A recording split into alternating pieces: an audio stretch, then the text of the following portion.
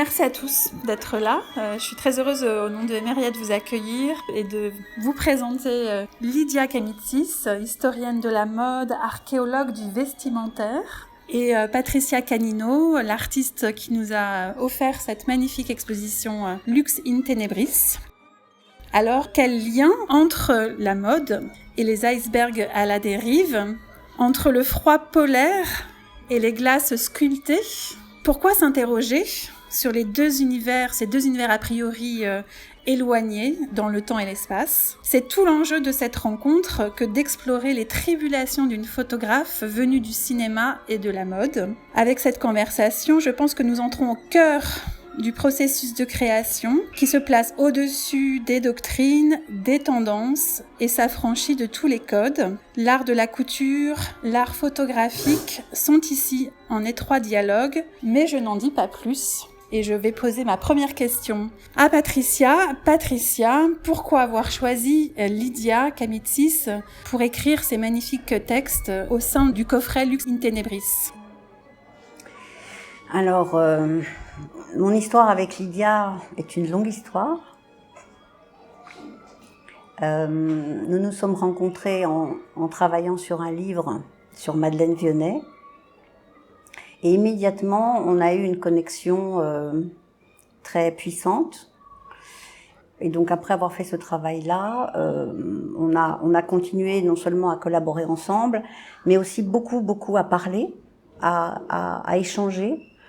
Parce que justement, Lydia n'est pas qu'une historienne de la mode. Lydia est une femme inclassable, parce que elle s'occupe et elle sait réfléchir sur un vêtement. Elle sait réfléchir sur une peinture, sur une photo, sur un musée. Elle est commissaire d'exposition de mode, mais pas seulement. Et j'aime non seulement son regard, mais son esprit. Elle a un esprit tout à fait à part. Elle est quelqu'un de très mobile. Elle sait regarder tout avec un œil d'aigle, précis et juste. Et je suis tout à fait en admiration devant son écriture, qui, depuis une dizaine d'années, prend une ampleur absolument extraordinaire et dont je me sens très touchée parce qu'elle arrive à écrire à la fois dans l'imaginaire, dans la description et dans le rêve pour évoquer qu'est-ce que c'est qu'un vêtement et qu'est-ce que c'est qu'un créateur qui fait un travail sur un vêtement. Et donc, comme j'aime son écriture et j'aime ses mots, évidemment, quand j'ai conçu ce coffret et que j'ai demandé à un certain nombre de personnes d'écrire des textes que leur inspiraient ces images, la première personne a été Lydia.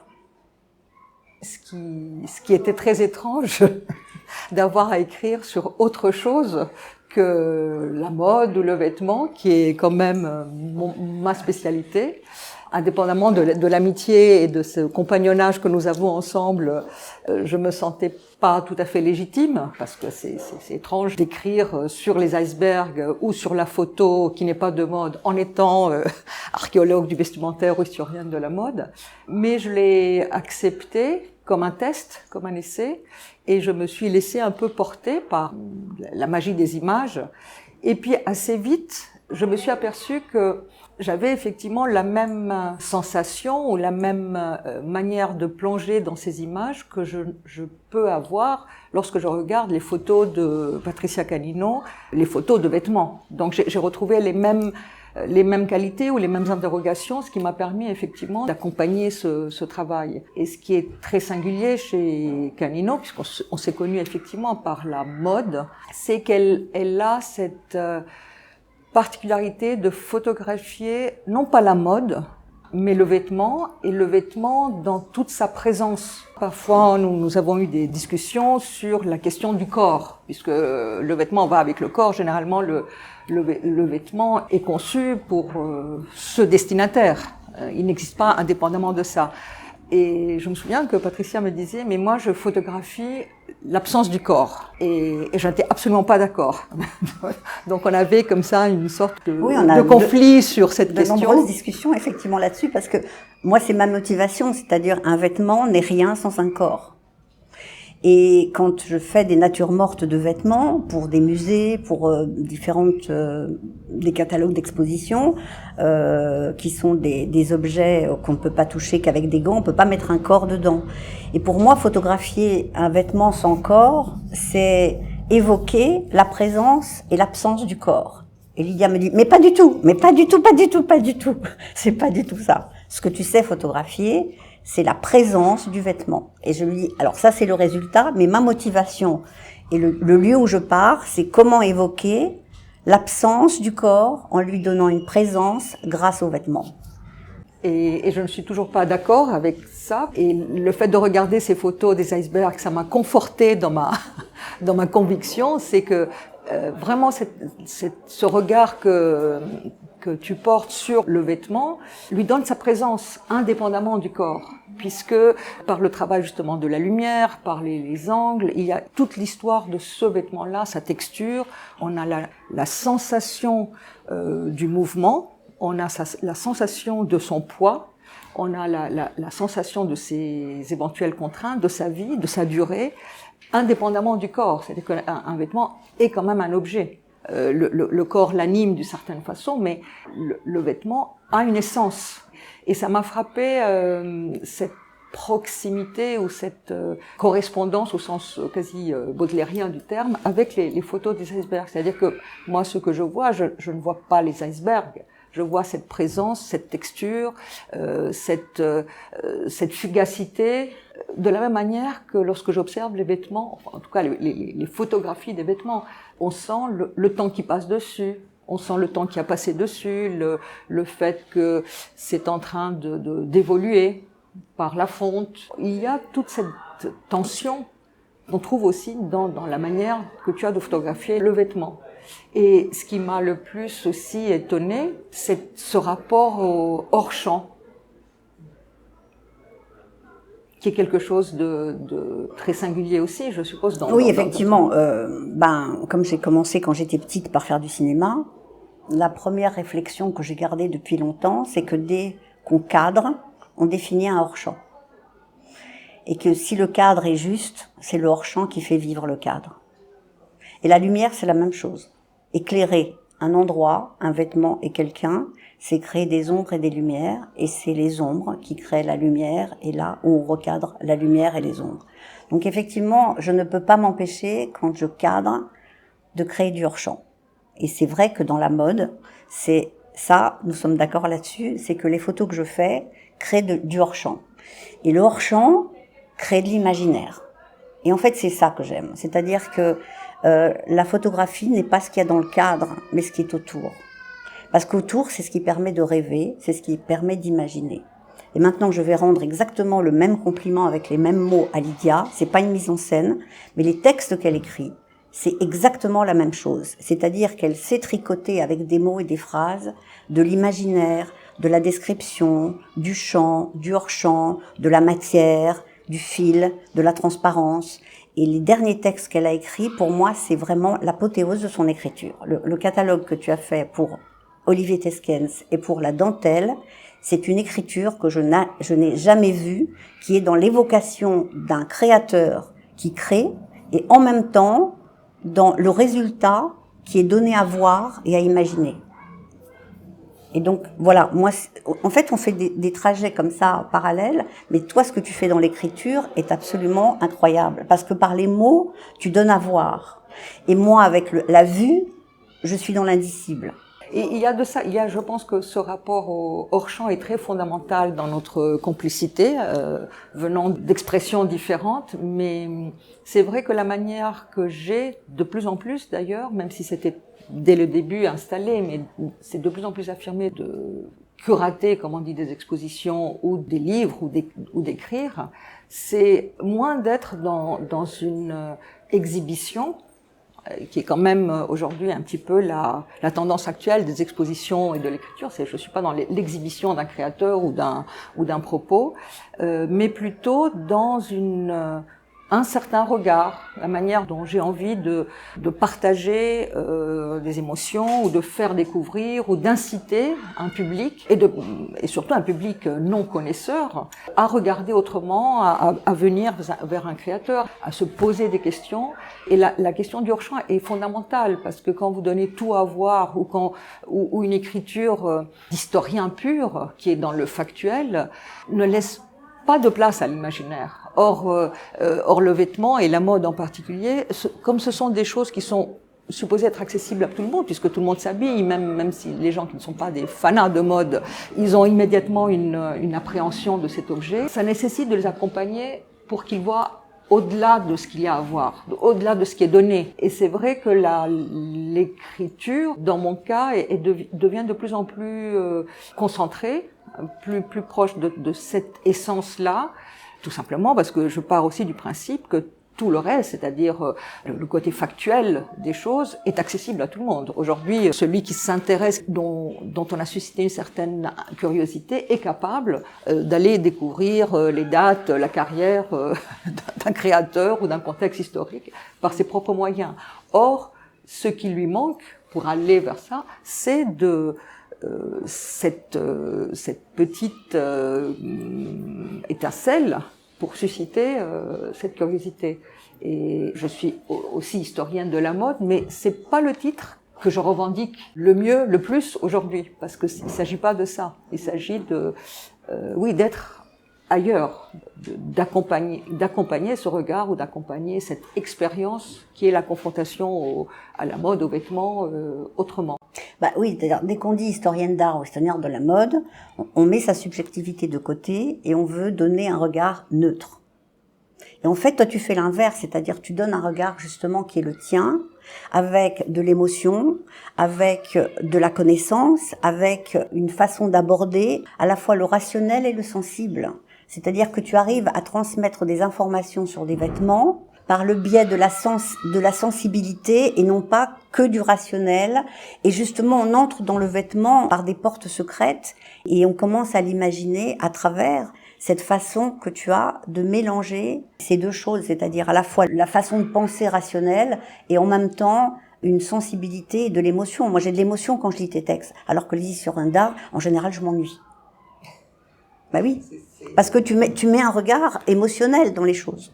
Et moi, s'il n'y a pas d'émotion, je m'ennuie. Moi, je suis archéologue de formation, voilà. Archéologue et anthropologue, c'est-à-dire que mon intérêt est d'abord pour l'objet lui-même. Alors, le vêtement, ça a été un accident, disons, enfin un accident heureux, mais je regarde de la même manière et j'ai les mêmes types de réflexes, qu'il s'agisse d'un vêtement, d'une boîte de camembert, une chaise, c'est du même ordre.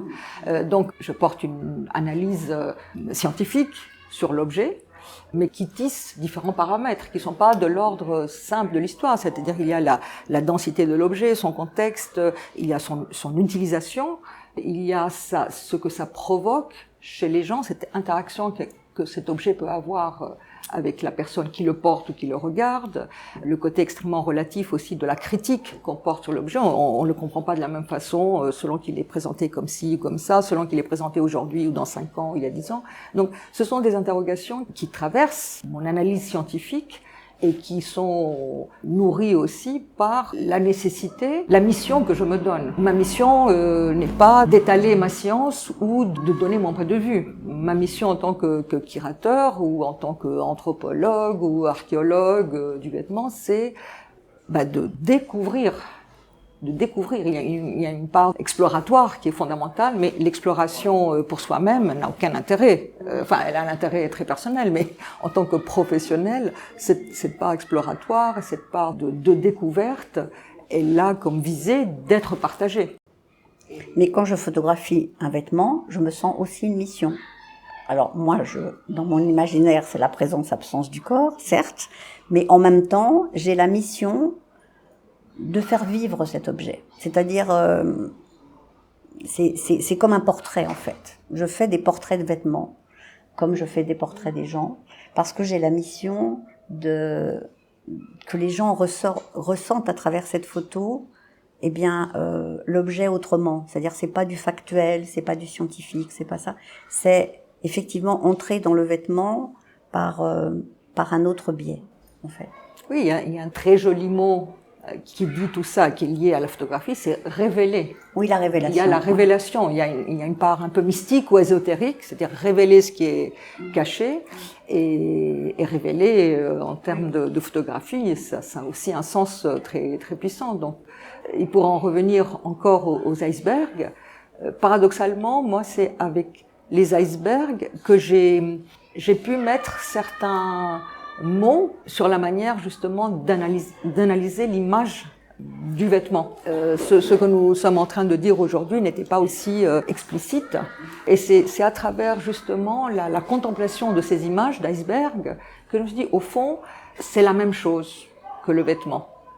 C'est la même chose que les photographies que Patricia Canino fait des vêtements. C'est le même regard. C'est le même regard, c'est ce qui me plaît et qui me touche. C'est un procédé exactement inverse des photographies de nature morte de vêtements, puisque généralement ces photos, elles sont réalisées en studio, donc le cadrage évidemment, mais la lumière a une part fondamentale dans cette manière de révéler le vêtement.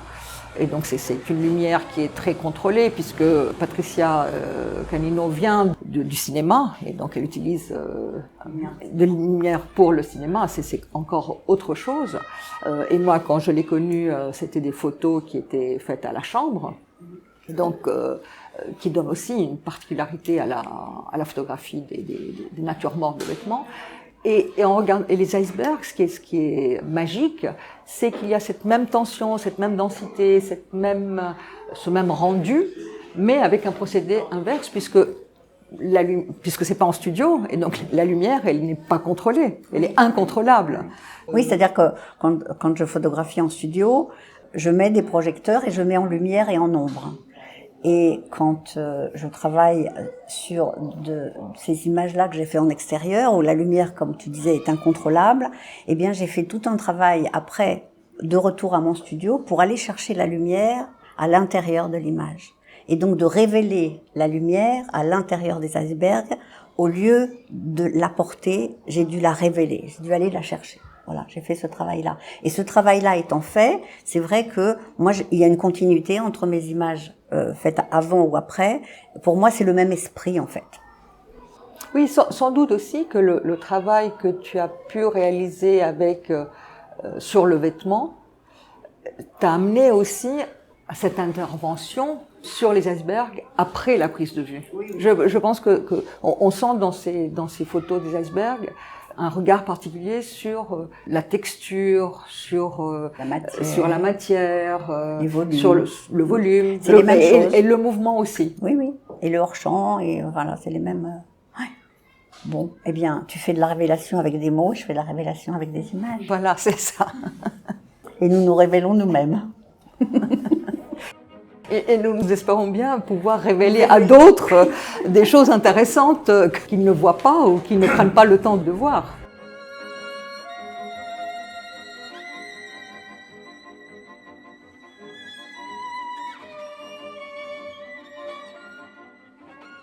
Du mystique, du minéral, du surréel, de l'archaïque et, comme une beauté fragile, éphémère, une grâce trouble et tranchante qui blesse l'entendement. C'est les mots de Lydia sur les icebergs. C'est les premiers mots qui ont été écrits sur ces images. Et tout est dit. J'ai peut-être une question pour toi, Patricia. Est-ce que justement, quand tu as réalisé ce travail face à ces icebergs, tu avais en tête des images précédentes de mode, de vêtements? Comment tu as vécu ces moments-là de prise de vue? Une de mes autres qualités, c'est que j'étais aventurière. C'est-à-dire, je quitte mon studio, je n'ai plus de pieds, je travaille à la main, je suis sur un bateau, je suis dans des conditions extrêmes, dans le froid, dans la glace. Donc, je suis dans des conditions exactement inverses que celles d'un studio. Donc, il a fallu que je capte des choses sur place dans un inconfort total, que j'ai été rechercher. Et puis, quand je suis revenue, je n'ai pas touché à ces images pendant 2 ans. Et 2 ans après, je me suis dit, je dois faire quelque chose et je ne sais pas encore quoi. Et j'ai travaillé sur une première image que je détestais qui est celle-ci. Où en fait, une seule fois, il a fait un soleil bleu et un soleil comme si on était en Méditerranée. Je me suis dit, mon Dieu, quelle horreur. Et je me suis dit, je vais d'abord enlever le bleu. J'ai tout transformé en noir et blanc et je me suis dit, ah, là, je commence à trouver un chemin. Et j'ai commencé après à refaire un travail de post-production sur les images, mais en reprenant tous les paramètres du développement en argentique, c'est-à-dire le négatif, le positif, la solarisation des gris, des noirs, et de reprendre comme ça tout le langage du noir et blanc, et d'aller rechercher en même temps cette lumière dans les icebergs, d'enlever la couleur. Donc j'ai fait d'abord un travail de retrait de couleur pour passer dans le noir et blanc. Et pour moi, le noir et blanc, c'est le lieu de l'imaginaire, parce qu'on ne voit pas en noir et blanc. Et à partir de là, je suis entrée dans mon imaginaire, et je suis partie et j'ai commencé à travailler. Et la première personne qui a vu ce travail, c'est Lydia. Je lui ai dit, il faut que je te montre quelque chose. Et voilà. Oui, c'était assez surprenant parce que j'ai vu tout de suite quelque chose qui était de l'ordre de l'abstrait. C'était une abstraction pure. Et moi, les icebergs, c'est pas mon univers. C'est pas ceux qui, dans la nature, me bouleversent le plus. Mais là, j'ai vu la puissance d'évocation de cette abstraction. Et puis, un jour, j'ai demandé à Patricia de me montrer l'image originelle des icebergs, qu'elle ne voulait pas me montrer. Mais j'étais très curieuse de voir justement quelle était cette part parce qu'il y a évidemment, dans la prise de vue, il y a un regard d'artiste, mais là, il s'agissait encore d'autre chose, puisque l'image avait été complètement transformée en post-production. Donc je voulais voir quel était ce chemin et par quel tour de magie ces images étaient transformées. Et là, j'ai été plus que surprise. Ça a été une autre révélation de voir justement ce chemin, ce trajet, oui. Et alors, dans la mode, là, j'ai une question qui me vient, parce qu'en plus, vous êtes habillé de noir et de blanc. Qu'est-ce que le noir et le blanc dans l'univers de la mode ? C'est toujours la lumière. Dans le blanc, c'est le tout, et dans le noir, c'est le tout. Mais moi, je crois que le noir et le blanc, ce sont les couleurs, puisque ce ne sont pas des couleurs, mais qui révèlent le mieux la structure. La couleur, elle perd l'essence, elle perturbe l'essence. Il y a trop d'informations. Alors qu'un vêtement en noir, ça ne pardonne pas. Madeleine Vionnet, qui est une des grandes figures tutélaires de la mode, elle est insurpassable pour ça. Elle disait que si ça ne tenait qu'à elle, elle aurait fait que des vêtements en noir ou que des vêtements en blanc. Parce que c'est là que se passe justement l'essence de la coupe, de la structure.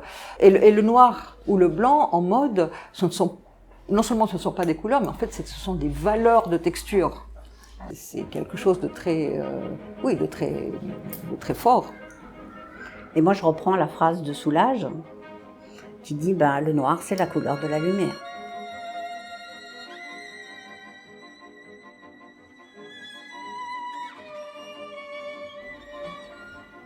C'est peut-être une question banale, mais comment les icebergs sont venus à vous ? Pourquoi des icebergs ? Aller chercher ça, c'est un objet particulier, un univers particulier, si précis en même temps. Je porte ces glaces, ces paysages depuis 10 ans à peu près. J'ai eu une révélation.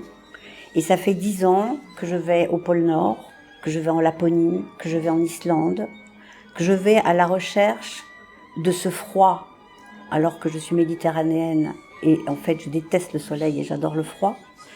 Et en fait, la première fois que je me suis posée en Laponie, je me suis mis comme une ours blanche, par terre à plat ventre, et je me suis dit, ah, là c'est mon territoire. Et donc, ça m'habite tout le temps. Depuis ce moment-là, j'y vais régulièrement, et donc après les toundras de glace, après l'Islande avec tous ces paysages très, très puissants, j'ai voulu aller m'entourer de glace sur un bateau. Et j'ai voulu voir de près des montagnes de glace. Là, c'est un désir profond. Et en fait, aujourd'hui, je suis ravie d'avoir... Ça m'a pris 5 ans. 5 ans pour réaliser un désir et de le réaliser. Donc, c'est une joie profonde d'avoir des désirs et de faire tout ce qu'il faut pour les réaliser.